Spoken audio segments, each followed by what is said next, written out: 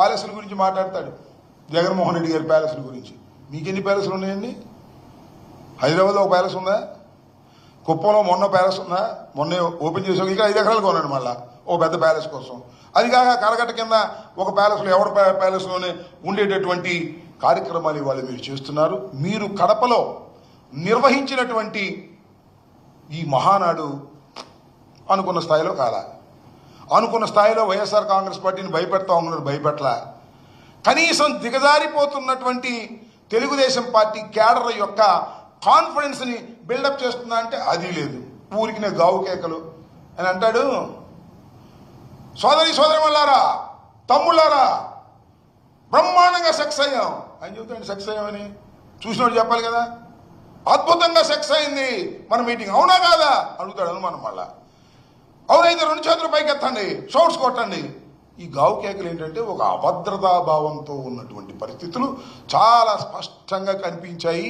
మొత్తం కడపలో జరిగిన మహానాడులో అనుకున్న స్థాయిలో అది జరగలేదు, తుస్సుమంది. దాని గురించి పాపం గావు కేకలు పెట్టేటటువంటి కార్యక్రమాలు చేస్తున్నారు. చివరికి ఇంకో మాట ఏంటంటే, ప్రజల్ని డైవర్ట్ చేయడం కోసం ఎవరండి హైదరాబాద్ నుంచి నర్సిరెడ్డి అంటే ఎవరు ఒక పొట్టుకుంటాడు, పుట్టుకొక్కలాగా ఆయన వచ్చి కామెడీ చేస్తున్నాడు, పద్దాలను చేస్తుంటాడు. ఏమంటాడండి ఆయన? తెలంగాణలో ముక్కోడు పోయాడు, ఇక్కడ తెక్కోడు పోయాడంట. ఏం మాట్లాడుతున్నావు? ఏమయ్యా చంద్రబాబు నాయుడు గారు, నువ్వేమో నవ్వుకుంటున్నావా ఏంటిది? మొన్న కూడా అంతే. ఇక్కడ ఎమ్మెల్యేల వినోద కార్యక్రమాలప్పుడు కూడా జగన్మోహన్ రెడ్డి గారిని తిట్టడం, కింద నవ్వుకోవడం. ఇవాళ కూడా ఆ బుడంకాయ లాంటి నర్సిరెడ్డిని పిలిపించుకోవడం, ముక్కోడు తెక్కోడు ఆనందపడటం. మీ వల్లనేవా? మీ అబ్బాయి ఒక పిల్లోడు, నువ్వేమో బొల్లోడివి అని మీ వల్ల కదా? అది సంస్కారమా? ఇలా మాట్లాడటం మొదలెడితే మాకన్నా ఎక్కువ మాట్లాడగలరా? తప్పు నాయన.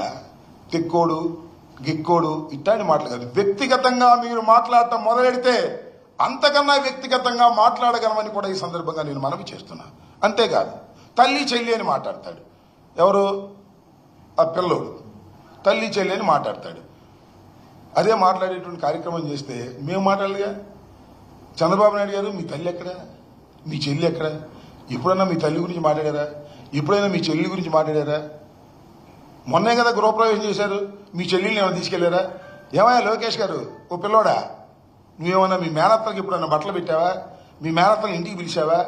ఇట్లా కుటుంబ విషయాల గురించి మాట్లాడటం మొదలెడితే మేము మాట్లాడగలం అనే విషయాన్ని దయచేసి మర్చిపోవద్దు. సంస్కారహీనంగా మీరు మాట్లాడటం మొదలెడితే మా వాళ్ళు కూడా మాట్లాడతారు. ఇట్లాంటి అలవాట్లు చెయ్యొద్దయ్యా. చంద్రబాబు నాయుడు గారు, నీ దగ్గర సరుకు లేదు, నువ్వు చేసినటువంటి వాగ్దానాలను నిలుపుకున్న పరిస్థితి లేదు. మహానాడులో గావు కేకలు పెట్టి ఏదో సెక్స్ అయిపోయిందనే కలరించేటటువంటి ప్రయత్నం చేస్తున్నావు తప్ప సక్సెస్ కాలేదు సరిగదా.